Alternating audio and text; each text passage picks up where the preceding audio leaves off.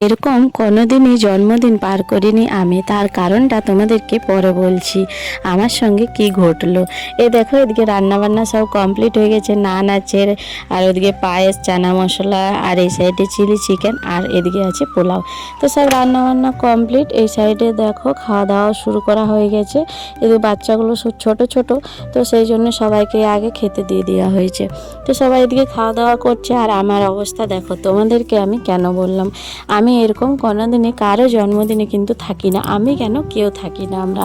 তো মানে কি বলবো, এতটাই গরম লাগছিল যে এই অবস্থায় দেখো।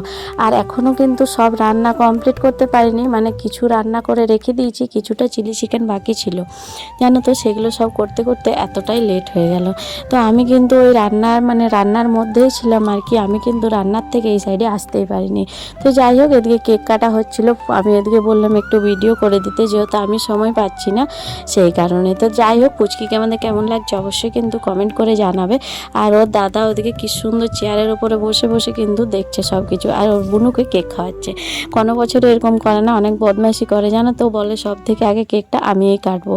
আর আমার খুবই খারাপ লাগছিল, যেহেতু আমি এদিকে আসতেই পারিনি রান্নার দিক থেকে। তো এরকম আমার সঙ্গে কখনোই হয়নি। চলো আজকের মতন এখানে টাটা।